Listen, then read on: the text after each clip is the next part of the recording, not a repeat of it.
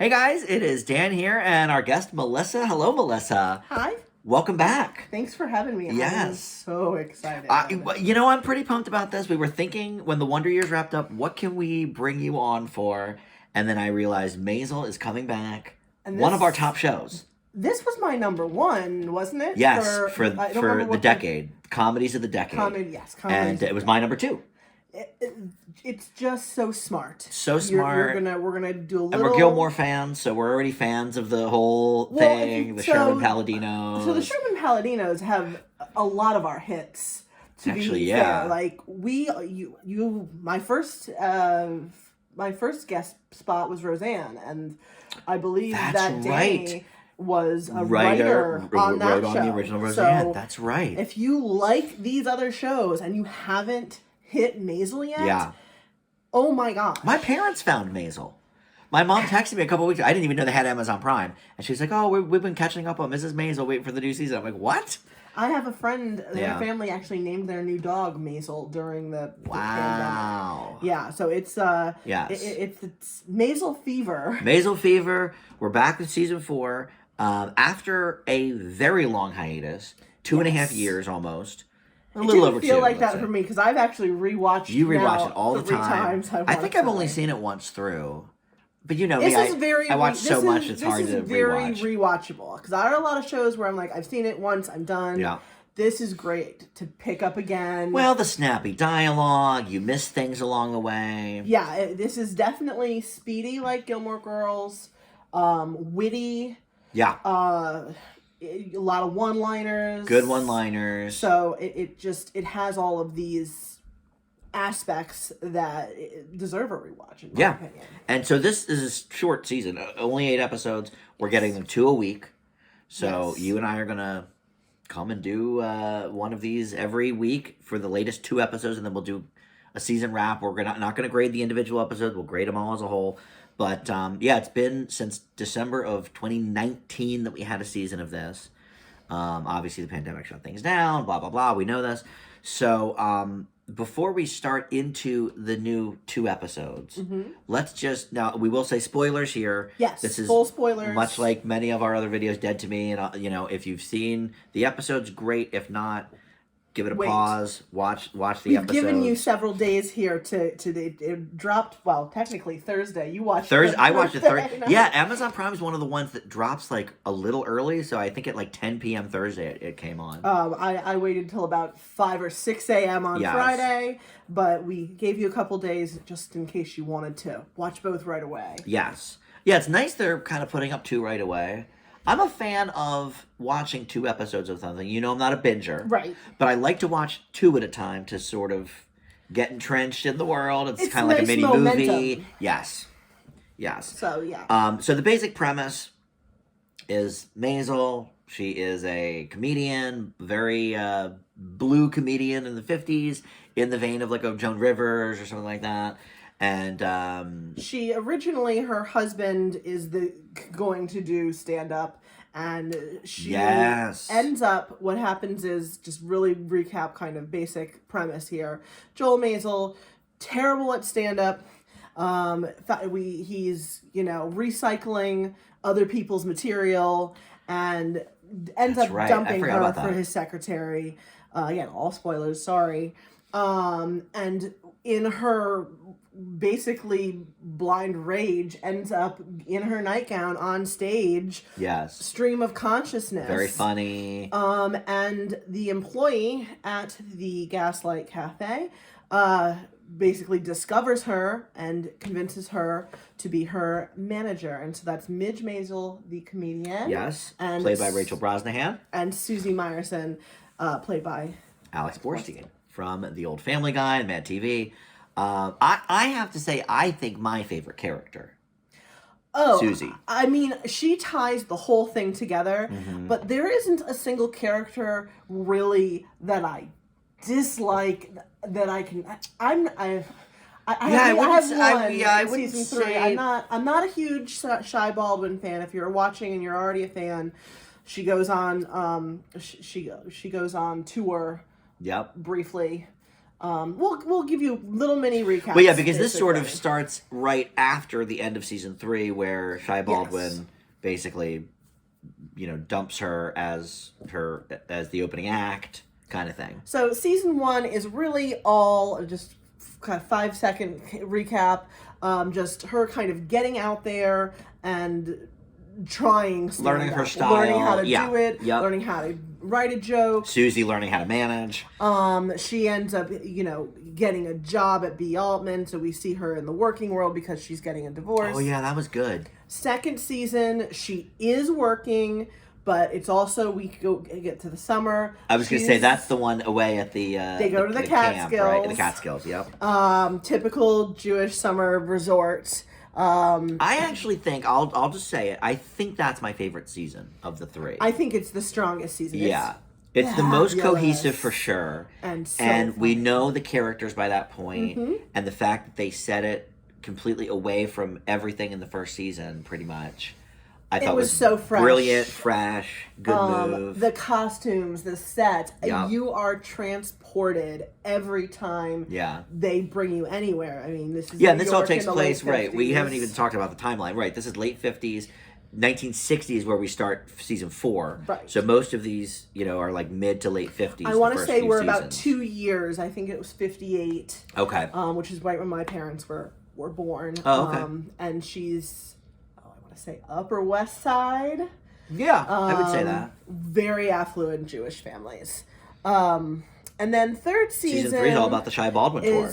She at the end of the second season, she has been noticed by this singer, African American singer Shia Baldwin.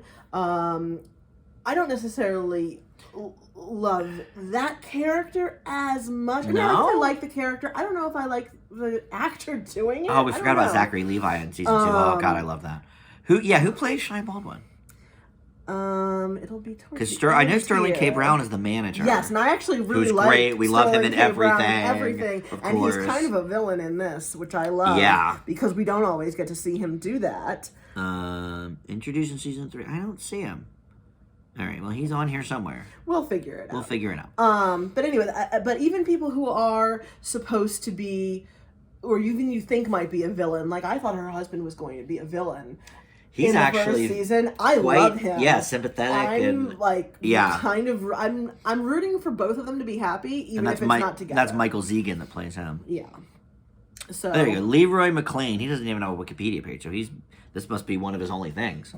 But Leroy McClain plays Shia Baldwin. All right. So he's my least favorite, I would say. Everybody else, even if they're a bad guy, I love. So what happens at the end of season 3 that leads us to where we start in the new season? So at the end of season 3, she goes on at the Apollo and she has some off-color jokes, which isn't really the problem, but they over-insinuate to the truth about Shia Baldwin and his homosexuality. Yes. Which the tour basically says, no, shut this down. Right. And she's on the tarmac and they say, you're not going on tour. And we pick up almost right after. Yeah, almost immediately following. They're in the cab. Yeah, they do start off with her stand-up. Yep. I will say, in critiquing the first couple episodes, I thought this was the weakest stand-up. I'm glad you said that, because I agree. I think one of the things that sets this show apart in general from a lot of stand-up comedy movies or shows is that there's actually funny routines in this show. And they show you, like, most of a routine. Yes. And by the way, everybody's routines are funny. Jay Lynch is funny. Oh. Anybody that comes on. Well, yes. It's a very, It's a very specific kind of comedy. Jay Lynch is more of the... like the Phyllis Diller kind of style. And we even have them bringing in real people from the era. She befriends Lenny Bruce. That's right. Who I love that. And is this the show portrayal. that Wanda Sykes is in as Mom's Mabley? Yes, that was right in fabulous. Season 1. That was maybe. when she's at the when she's at the Apollo. Oh, that was season 3. That's right. Mom's Mabley is like a classic black for comic. Mrs. Maisel, who opens for Shai, right. and that's also kind of this whole why is this why is this white going girl on after? It's this black legend in Mom's Mabley. Yeah. So there's some interesting so there's ideas some of, real things happening. Right. Are they setting her up to fail? I've seen some people say that. There's been some interesting talk about different foreshadowing things in these new episodes, which we'll get to really soon. But yeah, they've really done great research here. There's a television episode in one of the first couple seasons that Lenny Bruce did, which was this, I can't remember the name of the show now, but they are basically at somebody's house and he it's walks one of those around and Cavalcade of Stars kind of thing. Yeah, it's a real show and I actually watched the episode. Oh, did you? Yeah. I looked up, so there's a Twilight Zone mention in episode 2 of this season, and I looked up, okay, when was that episode on? It was February of 1960. That's fabulous. So I was like, okay, the research they've got impeccable. Yeah. And I love the Twilight Zone. I think they're very funny with making fun of it. Yes. They're very cute with her father. And we should talk, by the way, now that we're sort of on the topic of the family. Absolutely. So you've got Tony Shalhoub as Maisel's father. Former I would say one of my other favorite characters. Top 3 for me. Absolutely. I think her father does Tony Shalhoub does such a great job as this character. And then Maren Hinkle, who we're not quite familiar with by name, but she's been in a million things. Yes, she plays the mom. Notably, the ex-wife. That one episode of Private Practice that you love. Her mother is the ex-wife of John Cryer's character in 2.5 Men. That's where you're probably going to recognize her from. Okay. If you're a big sitcom watcher. But we were looking up her whole thing. I mean, she's done. Her. That was that wasn't her. Okay. I thought she was in a little bit of everything. But she's in a little bit of everything. I'm thinking of the blonde. The other mother. Yes. Okay. She's in a lot. She's in the Jumanji movies too. That's right. Speechless. Don't Trust the Bee. Doctor and Speechless. 22 episodes of that. Mm-hmm. So very, very big name. As well. I just didn't know her by name. You're right. And then the other one I was thinking was Caroline Aaron, who plays the former mother-in-law. Also very Joel's funny. Mother. Very stereotypical. Very funny. She's always trying to feed everybody. Yep. Constantly. Yep. It's hysterical. And then her husband, Kevin Pollak.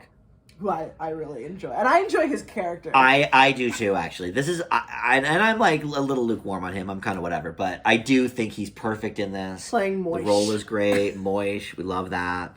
All right. So as we enter season 4 now, because that's what, of course, these episodes are going to be about that you and I are doing. Yes. The season 4. So episode 1 is called Rumble on the Wonder Wheel. And episode 2 is called Billy Jones and the Orgy Lamps. And these were each written by one of the Paladinos, written and directed. So Amy did the first one, Daniel did the second one. I don't know if they're going to alternate this whole season. I didn't realize that they wrote and directed so many. I know. But as we look back, they are basically the two. There's a couple here. There's one directed by somebody else. A couple other people. But I would say 85% or so it's their show. Is the Paladinos writing. And they're married, right? They're not brother and sister. They're married couple. Is that right? That's the way I understood it. Okay. I guess I always assume that because of Sherman Palladino. Yeah. I guess I'm pretty sure. We should research that for next time. But so anyway, so she's out on the Shy Baldwin tour. She's done with that. And now we pick up season 4. Like you said, we start with a routine. And then immediately following that, we go to the cab. And they basically recap, in case you missed it, what has been going on. And in a fight form. And they are the physical comedy that... And by they, I mean we have Maisel and Susie. Yeah, yep. Midge. The physical comedy... so good. She starts taking her clothes off in the cab. She beats the cab with a tree branch. It's top level. I was really impressed. And I really love the first half of this episode the best. She's supposed to be in Prague at this point. Her family doesn't know she's back. They've changed her son's birthday. She has a son and a daughter. It was more convenient for their schedules to... These children are the most forgotten little children. I know. By everybody, including Midge. Every single kid. I usually don't like a show where you love to hate people. Yeah. I don't hate anybody. But everybody, you really should kind of just everybody's such a narcissist. They really are wrapped up in their own these poor thing. Children. And then there's these two kids. So they've changed the son's birthday, and that's what the title of the episode refers to, this rumble on the Wonder Wheel. Yes, they want to go to the big pier and have the go on the big Ferris wheel, the Wonder Wheel it's called, which is real. At Coney Island. We know this. Coney Island, yes. And I think that scene, this rumble, this big fight that they have while on the Ferris wheel is the best scene of the 2 episodes. Okay, here's why I didn't like it, though. Okay. I hate an episode or a movie where people are supposedly able to hear themselves from, like, all over the place. You would never be able to hear anybody on a Wonder Wheel, and they're having this big argument, and every single car can hear the other cars. It doesn't make any sense. They are shouting. They're shouting, but that thing is huge. I've never been there. It's and more, I will say I haven't been on a Ferris wheel in a while. It's more for the comedy effect, of course. We know this. You know, one of the, I think it's Tony Shalhoub's character is in, like, with the he's with the two children. Navy. Oh, he's with the children. There's why somebody am else I in that's the car with Petey? I thought that was very funny. And then another one was in the car with, like, 2 longshoremen on leave or whatever. You know, Navy people. So I get that it was for the comedic effect, and the dialogue was good, but I was like, there's no way they would be able to hear themselves even shouting. There were a couple other scenes that I thought you had to suspend your disbelief a little more, so I felt like I was okay with this one.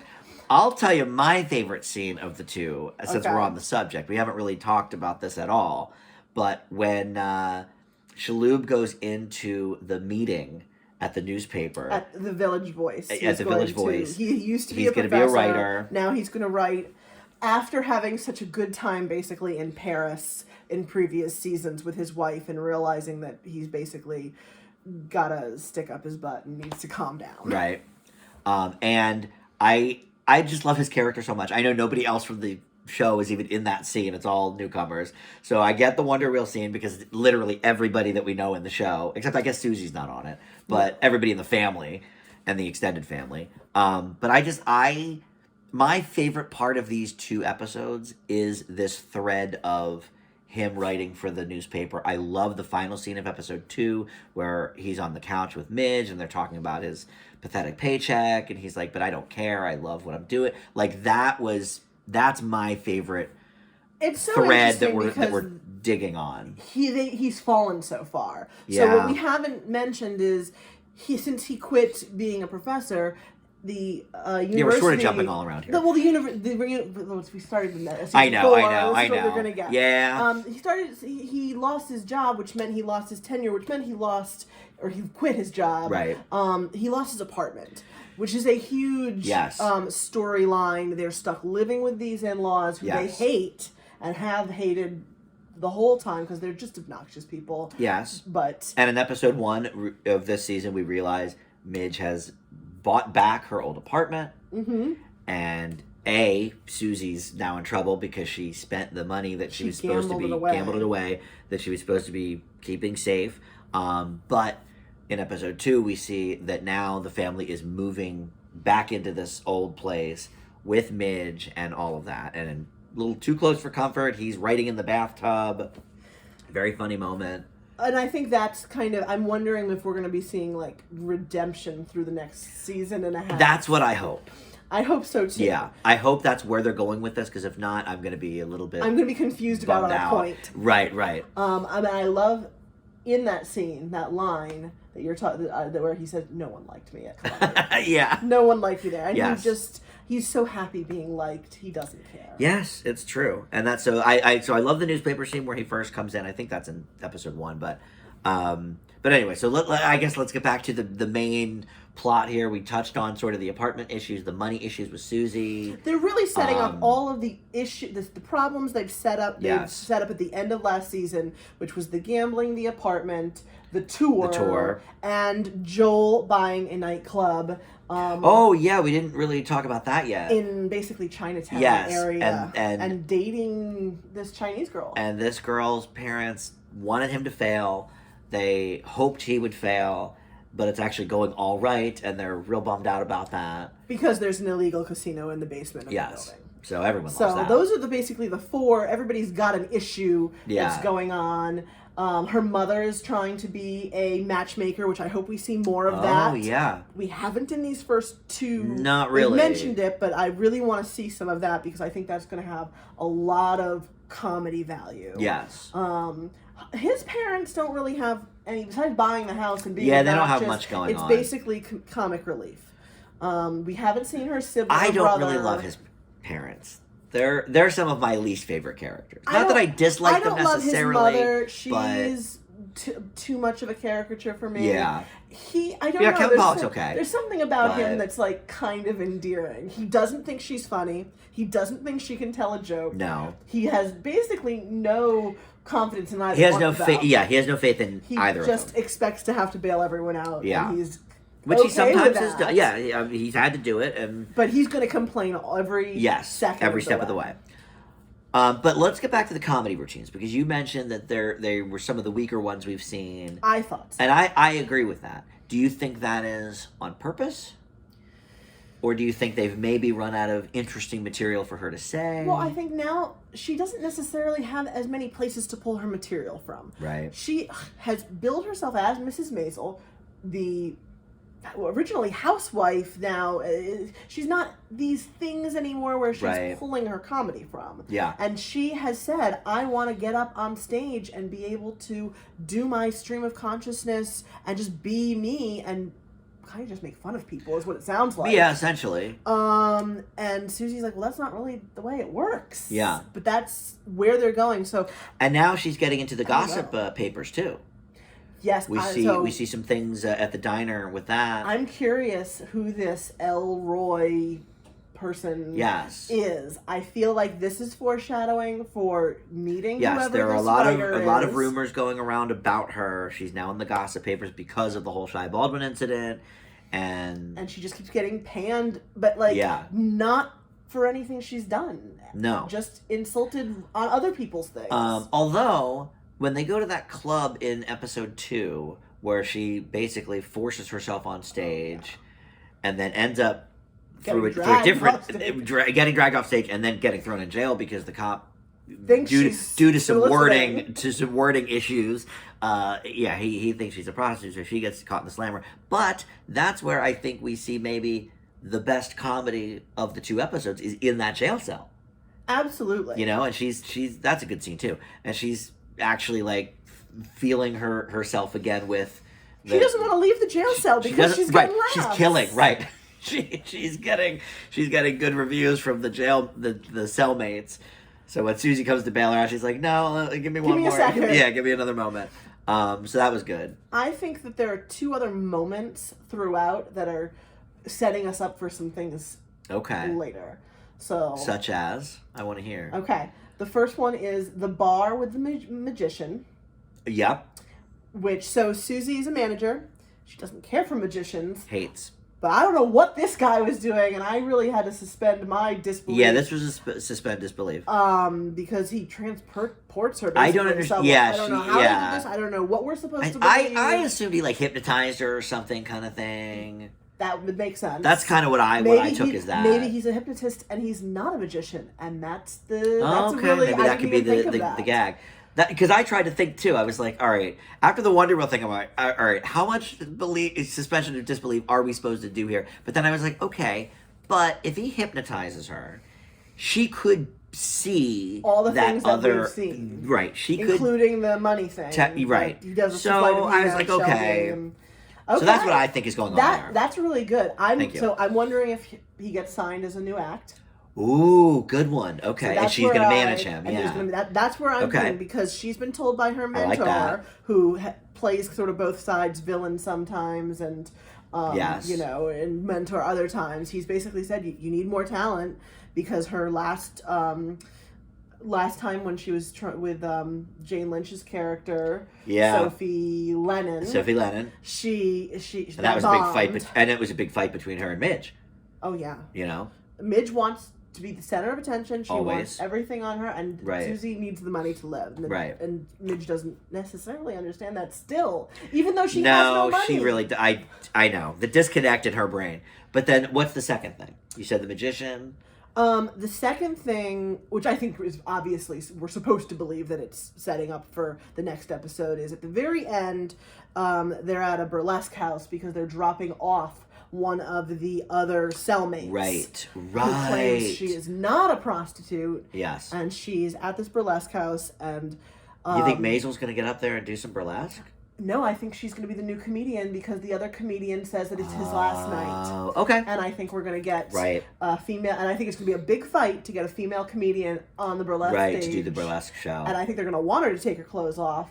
I did see a little video, and I think they were kidding, but the ladies, Rachel and Alex, were basically hyping up the season and being like, yeah, our I don't want to say the word.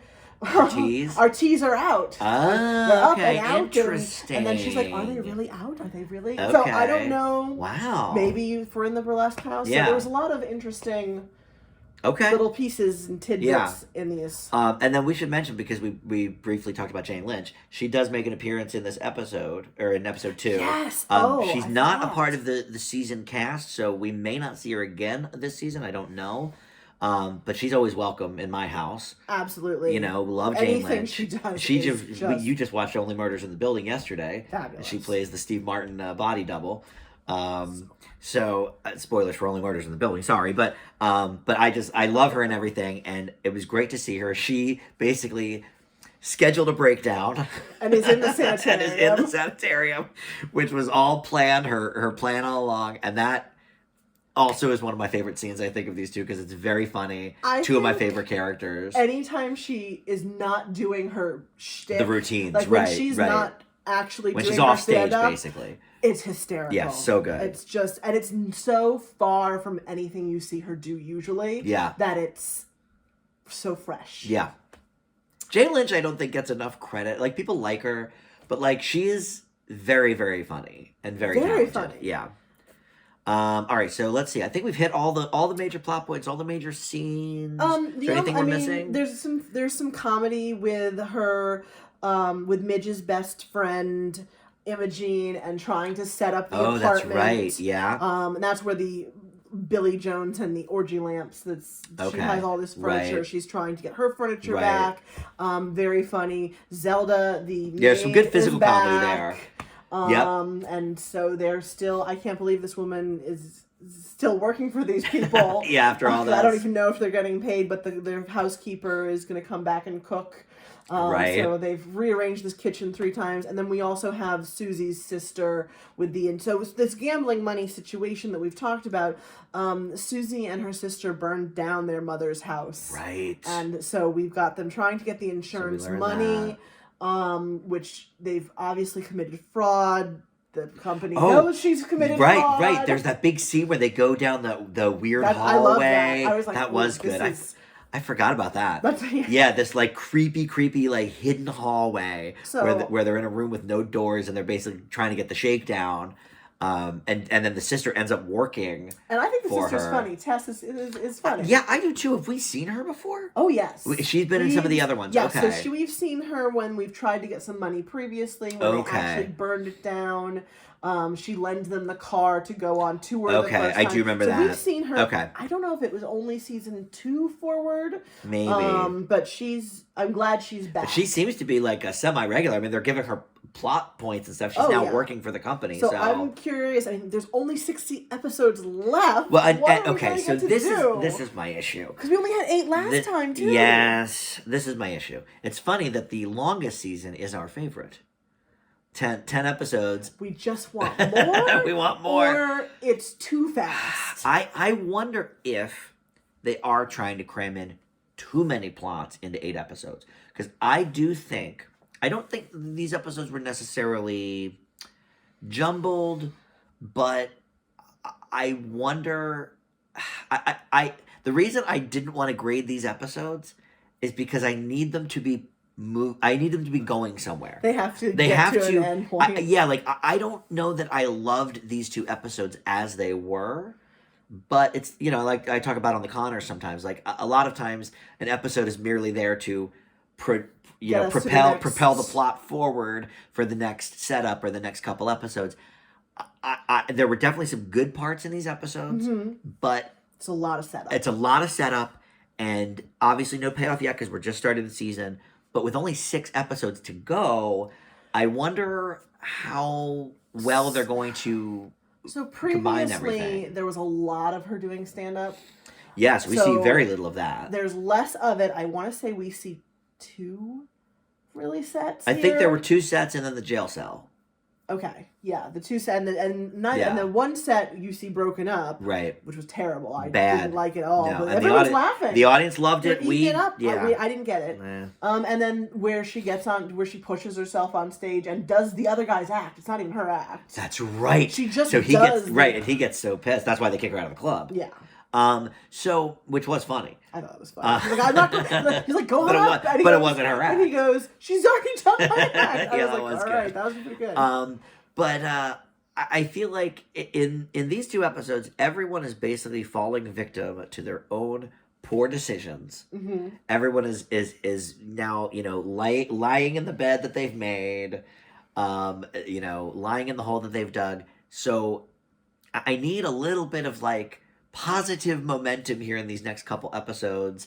So I mean, that's maybe partially why I love the Village Voice stuff, because it is such a positive moment. I mean, I don't think anybody has anywhere to go but up right now. That is true, I guess. Once you're this far Susie's down, Susie's going to start gambling again. Although, listen, now that the insurance people are on to the whole fire, like, who knows where Susie's going? That could go in a couple different directions. I mean, she's the only one. But I mean, Joel's nightclub is doing great. He's going to keep dating that's booming. this girl. That's true. He's paying off the Chinese parents. Yeah. I just don't. I don't know. I just don't see anybody else crashing and burning. I think there's some interesting commentary with the whole what is a woman allowed to do right now in this time period. Yeah. She isn't able to get credit or run a tab at any of the various she tries to run a tab with like the milkman and all of that and the electrician they do pack a lot in these 2 episodes. We keep like saying things and I'm like, oh yeah, that happened. Why do you think so right before you watched it again? I didn't watch it again. I just fast forwarded through the scenes again so I could kind of remind myself of what happened and things I wanted to bring up. And it was really all on Joel's tab. And it was under his name, and he paid it off. So once he paid it off, they were like, well, we can't extend your tab. You don't have a tab. And Joel already paid his off. Bye. Yeah. And you wouldn't have been able to have credit as a woman in these... Not till the late 70s, I think. Right. Yeah. So she's going to need... I mean... Well, look, this series on the whole is all about, female empowerment. And, in this day and age, what is a woman... what is expected of a woman and that sort of thing. The whole premise of the stand-up being, so ballsy or whatever. But you're right. Yeah, they really sort of are diving into this with her being really on the outs with everybody and the newspapers and all of that. And I think that's one of the reasons why the whole Shy Baldwin thing, which I understand why it had to happen, but it was so upsetting because I wanted to see more of that side of another marginalized group. Right.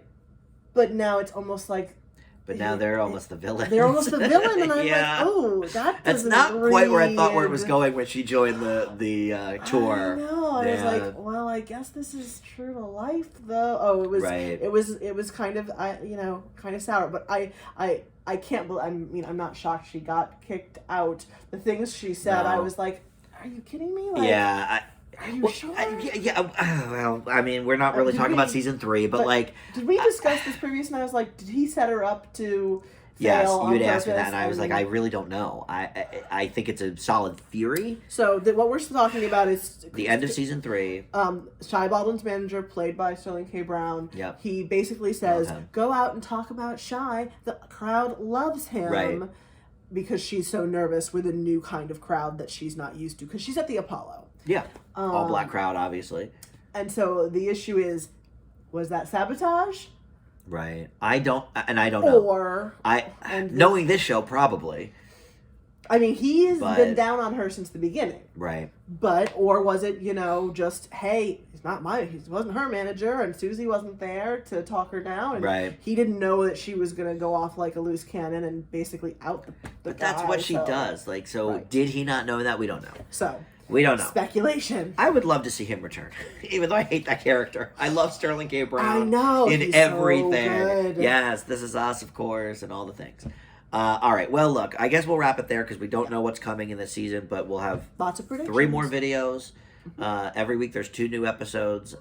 So yeah, I'm excited to have you back on the channel. I love chatting TV with you as always. Yeah, and hopefully with our schedules we won't have too big of a break in between. So yeah, we're gonna try to get these up. I would say by Monday or so of every weekend. So y'all have something to look forward to. But and then we'll do like a whole season wrap, and we'll actually put a grade on it at the end of the season. So far, I would say the seasons go basically like A plus, A-ish. Yeah. Maybe A minus for the third season, but I think I felt like the season A and A plus for sure for those first 2 seasons.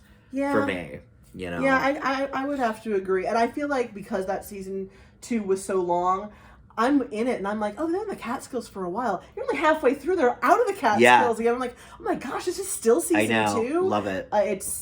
So if you haven't watched it, I know we gave a lot away, but we didn't even scratch the surface. We really didn't. Any of it. Certainly, there's a lot more to discuss. And because this is on Amazon Prime and not Netflix, I'm hoping for 5, 6 seasons out of this show. Netflix usually cancels at 3. Did they announce? Already announced. This isn't the last one, though. No. So they were just picked up for 5th and final season. Oh, God. I want to say Thursday or Friday. I was going to say I missed that. It was this week. I usually try to follow my TV news, but okay. Yeah. Darn it. So we have one more season. Well, let's hope that we're not done after this. Let's hope season 5 is at least 10 episodes and not the 8. That would be fabulous. I like a 10. All right. Thank you all for watching. Melissa, thank you for joining. We'll see everybody next time.